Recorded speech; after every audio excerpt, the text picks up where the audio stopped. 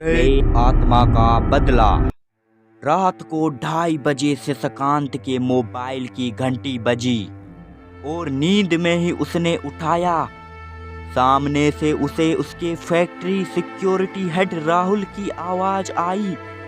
वह काफी डरा हुआ था और सिर्फ 3 ही लफ्ज बोल पाया, फैक्ट्री भूत आत्मा। उसके बाद एक दर्द भरी चीख के साथ कॉल कट गई। शशिकांत की नींद पल भर में ही उड़ गई। उसे समझ में नहीं आ रहा था कि क्या अब करूं।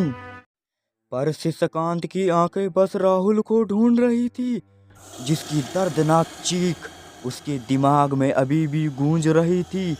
शशिकांत ने विश्वास को कहा कि तुम पुलिस को कॉल करो और फैक्ट्री के आगे वाले हिस्से को देखो, तब तक मैं गोदाम को चेक करता हूँ। जब शशिकांत गोदाम में पहुंचा तब उसने देखा कि वहां पर राहुल जमीन पर शांत पड़ा था, लेकिन उसकी सांस अभी भी चल रही थी, पर शरीर से कोई हलचल नहीं कर पा रहा था, मानो उसने कोई भयानक चीज देख ली हो।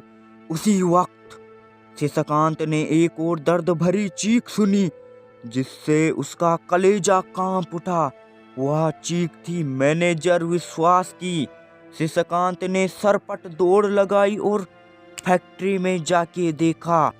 तब डरा हुआ विश्वास बाथरूम के एक कोने में बैठ के रो रहा था और बार बार एक ही लाइन बोल रहा था, वह वापस आ गई है, वह वापस आ गई है। अब वह किसी को नहीं छोड़ेगा, सब मरेंगे, सब मरेंगे। वह मानसिक संतुलन खो बैठा था। तब तक एम्बुलेंस और पुलिस आ चुकी थी। शशिकांत ने पुलिस के आने के बाद उनको अपना बयान दिया और घर के लिए रवाना हो गया। पर जाते वक्त उसे एक बात महसूस हो रही थी कि वह अकेला नहीं है, कोई तो उसके साथ चल रहा है। वो जब कार के पास पहुंचा तब कार का एक दरवाजा खुला था। उसे अच्छी तरह से याद था कि उसने कार के सभी दरवाजे लॉक किए थे। शशिकांत को कार चलाते वक्त कार की पिछली सीट पर किसी ने होने का एहसास होने लगा। उसी वक्त उसे पुलिस निरीक्षक का कॉल आया। विश्वास की एम्बुलेंस में ही रहस्यमयी तरीके से दम घुटने से मौत हो गई थी और राहुल ने भी होश में आने के बाद एम्बुलेंस में ही एक कांच के टुकड़े से खुद का गला काट लिया था। इस तरह एक के बाद एक मौत की खबरों से उसका सिर दर्द से फटा जा रहा था। शशिकांत घर पहुंचा। इतना सब देख के उसे नींद तो नहीं आने वाली थी, इसलिए वह लाइब्रेरी में बैठ के किताब पढ़ने लगा। उसे अचानक आसपास कुछ हलचल सी महसूस हुई। तभी उसे खिड़की से अंदर आने वाली चांद की खूबसूरत रोशनी, एक जानी पहचानी हसीना लड़की की परछाई नजर आई। शशिकांत को पता नहीं पर उस परछाई से डर नहीं लग रहा था।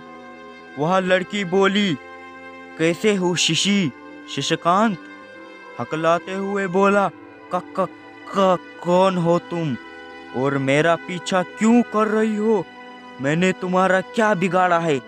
वह बोली, मैं वही हूँ जिसके साथ तुम्हारी बचपन की कुछ सुनहरी यादें हैं, जिसके साथ तुम स्कूल जाया करते थे, पूरा दिन हम साथ बिताया करते थे। क्या तुम मुझे भूल गए? फिर शशिकांत की जुबान पर उसका नाम आया, स्वाति। तुम और तुम्हारे ये हालत किसने की? फिर स्वाति अपनी कहानी बताई। वह बोली, मेरे पिताजी तुम्हारे पिताजी की फैक्ट्री में काम करते थे। एक दिन वह देर रात को पूरा हिसाब किताब निपटा के घर के लिए निकल रहे थे, पर जाने से पहले आखिरी बार फैक्ट्री के एक चक्कर लगाने के लिए गोडाउन पहुंचे तो उन्हें वहां कुछ नए बॉक्स दिखे। जिन पर कंपनी का लेबल नहीं था। उन्होंने वह खोल के देखा तो उसमें अफीम और नशीले पदार्थ थे। किसी की आवाज़ सुन के वही छिप गए। तो वह तुम्हारे पापा और कंपनी के डायरेक्टर आए।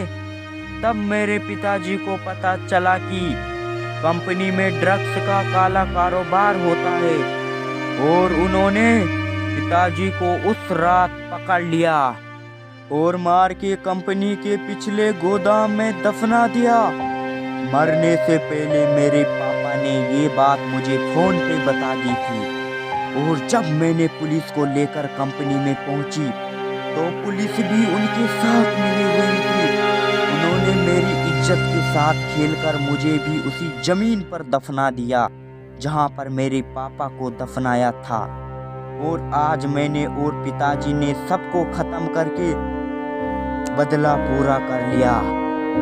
पर हमारी आत्मा को मुक्ति नहीं मिल सकती क्योंकि मेरे 6 साल के छोटे भाई विशाल का इस दुनिया में अब कोई नहीं है। वो अनाथालय में दिन काट रहा है। इसलिए मैं मदद के लिए तुम्हारे पास आई हूँ क्योंकि मैं जानती हूँ तुम एक अच्छे इंसान हो। शिज़कान ने कहा कि मेरे पिताजी की गलती कभी सुधार नहीं सकता, पर हमारी बचपन की दोस्ती की खातिर मैं तुम्हारे छोटे भाई की जिम्मेदारी स्वीकार करता हूँ और तुम्हें वादा करता हूँ कि मैं तुम्हारे भाई को पढ़ा लिखा कर एक अच्छा इंसान बनाऊंगा। उसके बाद स्वाति और उसके पिताजी की आत्मा को मुक्ति मिल गई। दूसरे ही दिन से शशिकांत ने कंपनी की सारे गलत बिजनेस बंद करवा दिए और उस अनाथालय से विशाल को गोद ले लिया। तो दोस्तों, ये कहानी अगर आपको अच्छी लगी हो तो लाइक सब्सक्राइब कर देना।